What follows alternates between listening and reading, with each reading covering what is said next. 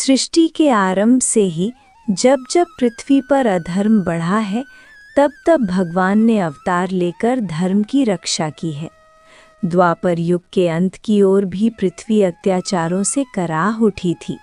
असुरों का भार इतना बढ़ गया कि स्वयं पृथ्वी गौ का रूप धारण करके देवताओं के साथ क्षीर सागर पहुंची और भगवान विष्णु से प्रार्थना की, प्रभु मुझे अत्याचारों से मुक्ति दिलाइए।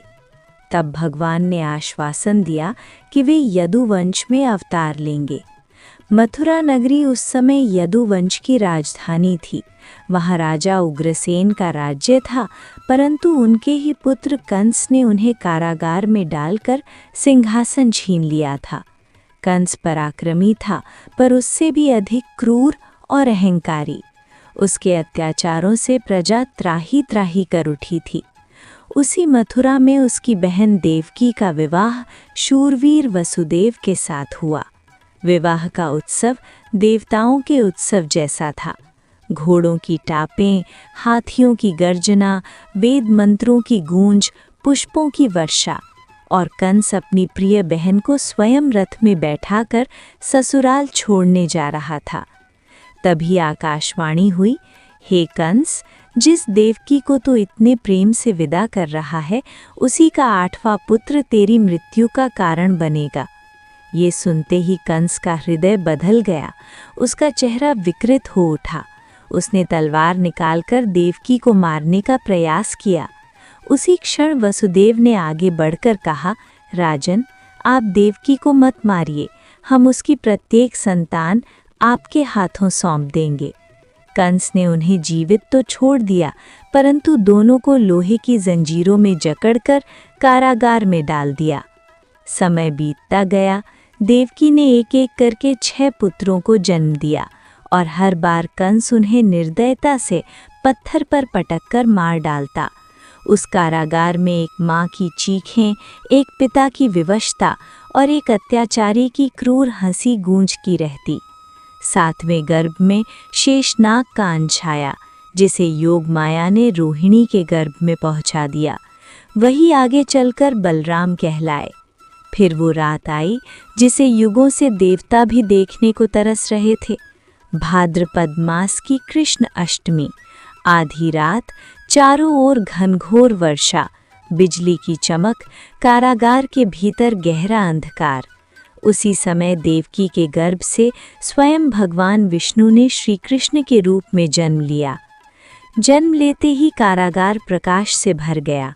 देवकी और वसुदेव ने देखा 4 भुजाओं वाला दिव्य रूप, शंख, चक्र, गदा और पद्म धारण किए हुए। उन्होंने हाथ जोड़कर स्तुति की।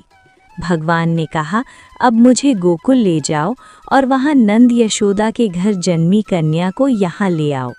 उसी क्षण वसुदेव की बेड़ियां टूट गईं, कारागार के द्वार खुल गए, पहरेदार गहरी नींद में सो गए। वसुदेव ने बालक को टोकरी में रखा और यमुना पार करने चल पड़े।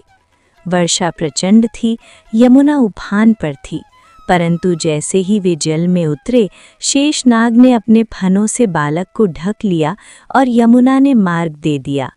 गोकुल पहुंचकर उन्होंने बालक को यशोदा के पास सुला दिया और वहां जन्मी कन्या को लेकर वापस कारागार लौट आए। सुबह होते ही कंस को समाचार मिला। वो कारागार पहुंचा और उस कन्या को पत्थर पर पटकना चाहा, परंतु वो उसके हाथ से छूटकर आकाश में प्रकट हो गई। हे मूर्ख, तुझे मारने वाला जन्म ले चुका है और गोकुल में पल रहा है। कंस भय से कांप उठा। गोकुल में कृष्ण का बाल्यकाल शुरू हुआ। वे माखन चुराते, ग्वाल बालों के साथ खेलते, गोपियों को छेड़ते, पर साथ ही एक एक करके कंस द्वारा भेजे गए राक्षसों का वध करते गए।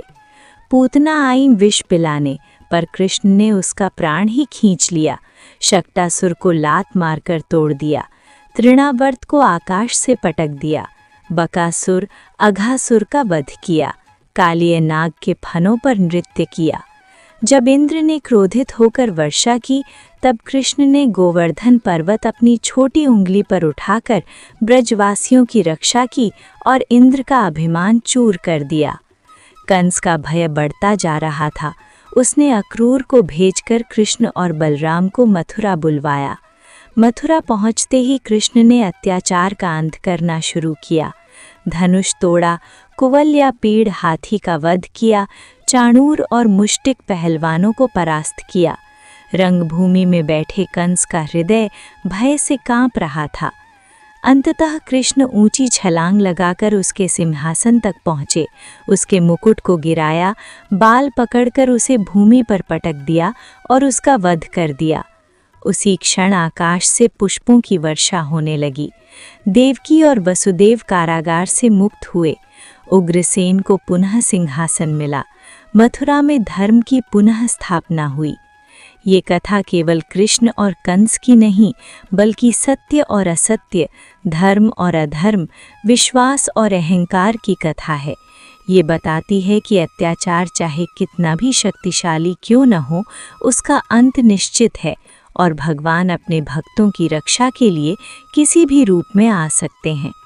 अगर आपको श्री कृष्ण की ये कथा हृदय को छू गई हो तो इस वीडियो को लाइक ज़रूर करें, अपने दोस्तों और परिवार के साथ शेयर करें और कमेंट में लिखें जय श्री कृष्ण।